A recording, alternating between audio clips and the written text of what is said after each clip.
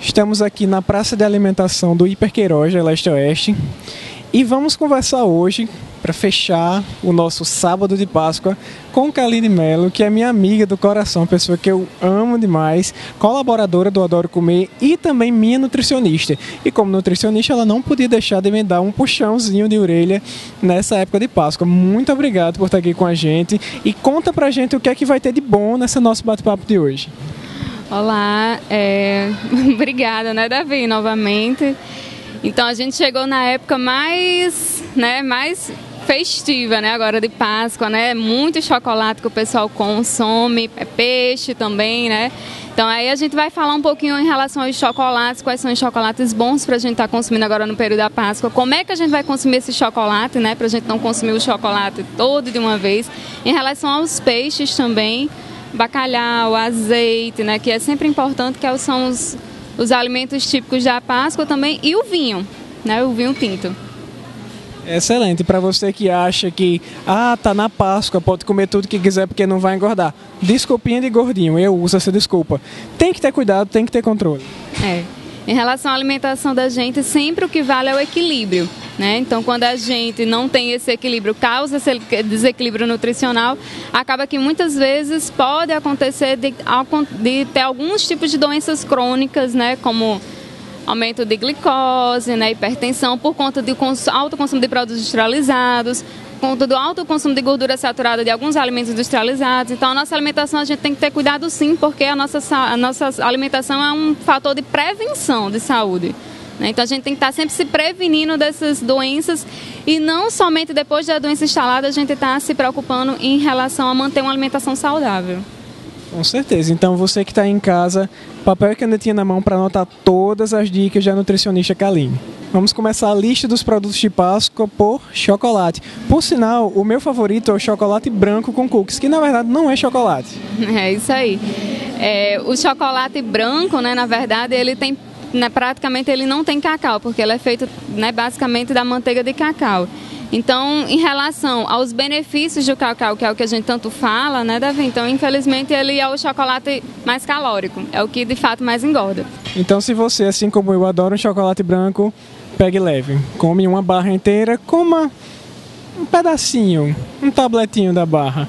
De todos os chocolates, qual é o mais indicado? Digamos, qual é o mais saudável dos chocolates? Pronto. Em relação ao chocolate mais saudável, a gente vai ver de acordo com o percentual de cacau.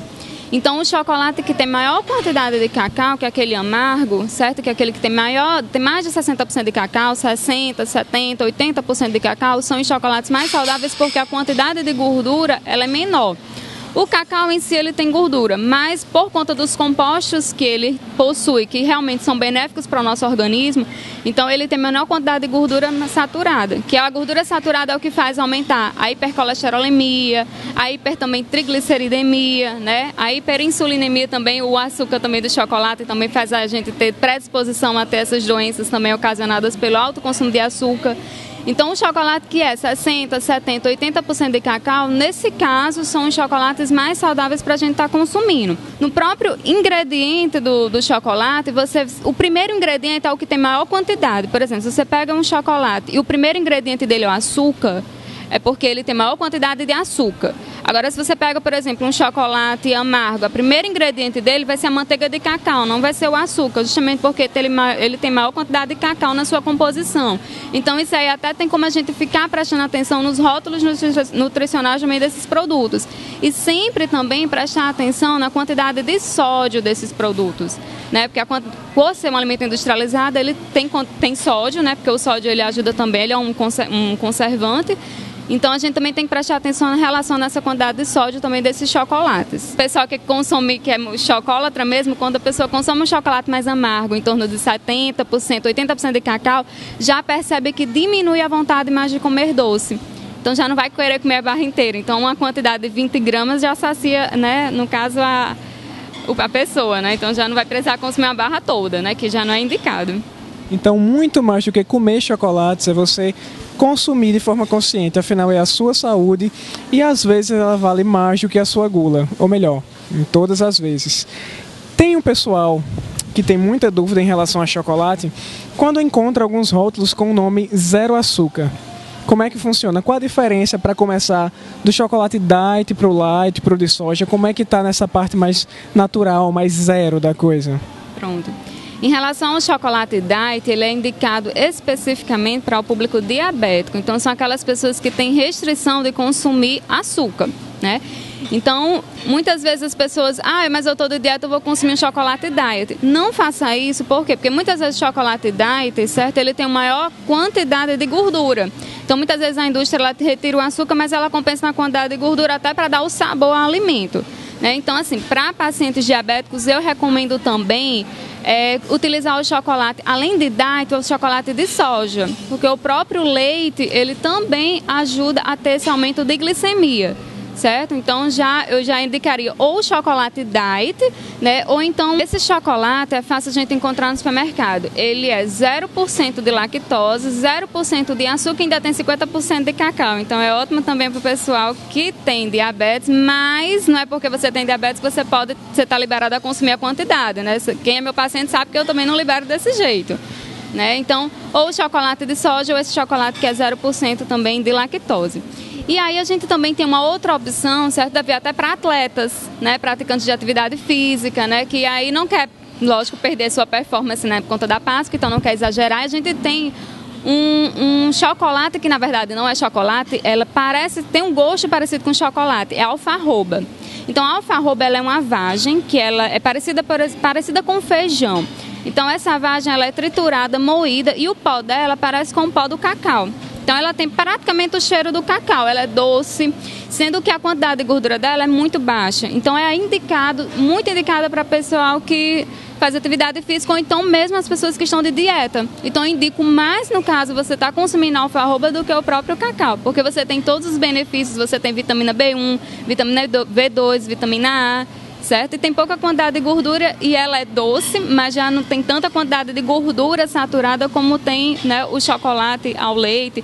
O mesmo chocolate até que tem a maior quantidade de cacau, que ele também vai ter maior quantidade de gordura, só por conta dos benefícios do cacau. Mas aí para quem está de dieta mesmo, eu indicaria também estar consumindo aí alfarroba. Para quem não conhece, é fácil encontrar até em supermercados ou em casas de produtos naturais, também você encontra com maior facilidade.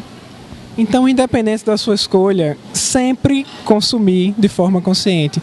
Você sabe que as doenças, e Kaline me corrige se eu estiver errado, as doenças não vão se desenvolver agora. É com o longo do tempo, com seus hábitos alimentares, com a prática ou a não prática, a falta dos exercícios físicos. Então, tem que comer agora, é bom, é gostoso, maravilhoso, mas tem que pensar no futuro. É verdade. Até porque a obesidade, né, gente, ela é uma doença crônica, né? Inflamatória, né? E se você olhar aí do lado, você vai perceber que tem muita gente hoje em dia acima do peso. E isso já é uma preocupação até para o Brasil, lógico, né? Até porque isso aí acaba que causa muitas outras doenças, né? Como diabetes, hipertensão.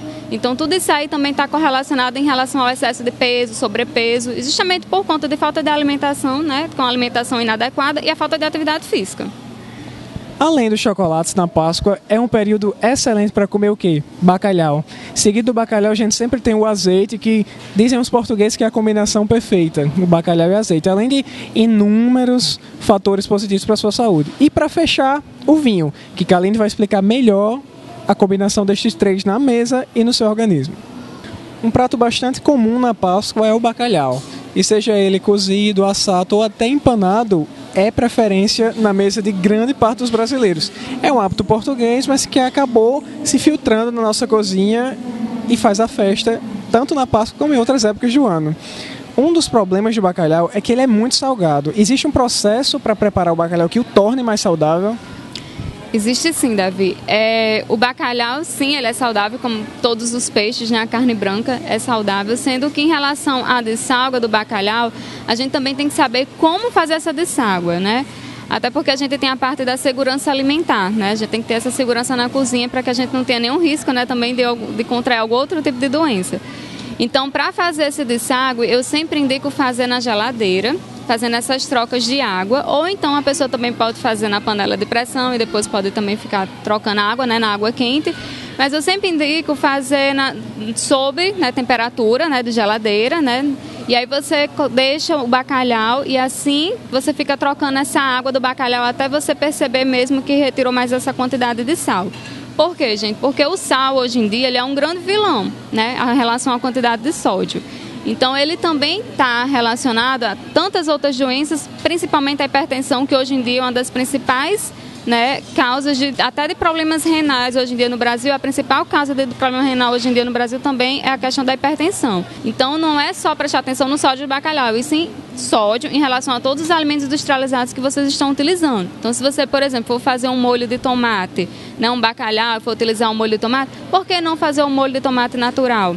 Utilizando o próprio tomate, utilizando cebola, alho, manjericão, alecrim. Então você coloca tudo isso na água, você vai esperar ferver, depois você vai coar, vai bater no liquidificador e formou o molho de tomate natural. Muita gente utiliza também ovo, né, para fazer o bacalhau, então geralmente coloca ovo. Pode, Kaline? Pode, não tem problema. O que eu sempre indico é consumir só uma gema por dia, porque a gema do ovo, ela tem em torno de 50 a 225 miligramas de colesterol, vai depender do tamanho do ovo. Então o que é que eu digo? Colocar mais a clara do ovo, né, do que a própria gema do ovo, né? Então se você for consumir a gema, também só consuma uma unidade de gema do ovo por dia, não consuma mais do que isso.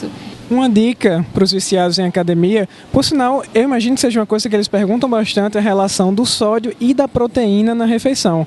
O sódio, ele tem uma facilidade do organismo de reter muito líquido, e a proteína, ela ajuda a construção muscular. Confere. É isso mesmo. Até, já que você tocou nesse assunto, o pessoal que faz atividade física, né, acha que todo whey é igual. E não, gente, preste atenção na quantidade de sódio. Tem muito whey aí que eu vejo no mercado que tem uma quantidade de sódio altíssima, que geralmente, às vezes, até, né, tem que prestar atenção tanto na quantidade de proteína como na quantidade de sódio. Então, para o pessoal que faz atividade física, a quantidade de sódio influencia e muito no seu ganho de massa muscular, certo? Porque você tem que diminuir mais a quantidade de sódio, aumentar a sua ingestão de água. E proteína, sim, é importante para ajudar a recuperação da massa muscular, tanto no pós-treino como nas suas atividades diárias, certo? Então, tudo isso aí vai influenciar. Com certeza. E tem o pessoal acha, e aí eu acho que você pode falar melhor, porque com certeza você conversa muito com seus pacientes, que bebida não engorda, mas bebidas alcoólicas têm altas doses calóricas. Confere, existem bebidas que são até mais calóricas que algumas comidas. Então, assim, para cada ml de bebida de álcool, né, a gente tem em torno aí de 7 calorias. Então, tem que tomar cuidado também em relação à quantidade de bebida alcoólica que você está ingerindo. Então, para o pessoal agora na Páscoa, a bebida alcoólica indicada, né, é o vinho tinto. Então, eu indico o vinho tinto seco, por ter menor quantidade de açúcar, né? E lógico que o vinho tinto, ele também tem todos aqueles compostos que já são conhecidos, né, por todos, né? Então ele ajuda na questão da prevenção, né, das doenças cardiovasculares, né, por conter compostos fenólicos. Então isso aí já é comprovado cientificamente. Quem não pode consumir bebida alcoólica, eu indico consumir o suco de uva tinto integral orgânico sem adição de açúcar, viu? Preste atenção na adição de açúcar também. Então isso aí já é ótimo, porque você vai adquirir todos os benefícios da uva sem estar ingerindo a bebida alcoólica. Então já até se torna até mais saudável para você de casa. E outro composto, outro alimento também que é muito utilizado na Páscoa é o azeite, né? Então o azeite, né, gente, a gente utiliza o azeite extra virgem. E uma dica que eu dou é prestar atenção no teor da acidez desse azeite. Então quando você olha no rótulo nutricional aqui atrás, ele vai ter se o azeite é 0,5, 0,6. Então, quanto mais baixa a acidez desse azeite, mais puro esse azeite é. Então, mais compostos que realmente traz mais benefícios ao nosso organismo. Então, esse azeite aqui que eu peguei, ele tem 0,2 de acidez. Excelente esse azeite para a gente estar utilizando na culinária, né? Então, para a gente estar utilizando aí na nossa salada, em cima do bacalhau. Então, muito bom a gente estar fazendo isso também em casa. Com certeza, várias dicas maravilhosas, tanto com chocolate, com bacalhau e outros peixes, se você preferir, vinho, azeite. São alimentos bons que fazem bem para a saúde, mas sempre com cautela. Kaline, muito obrigado por participar do Adoro Comer e do Presença. Tenho certeza que Marilene vai querer entrevistá-la em um outro momento, até porque eu sei que vem novidade na sua vida por aí. Vocês vão ficar sabendo, não, vou deixar a parte social pessoal para Marilene. Agradeço mais uma vez. Obrigada, Davi, foi um prazer participar e ajudar todos que estão aí em casa, né, a tornar a sua Páscoa mais saudável. Então ficamos por aqui. A você que está aí, uma feliz Páscoa, domingo maravilhoso, e lembre mais uma vez, adoramos comer, sim, mas com cautela.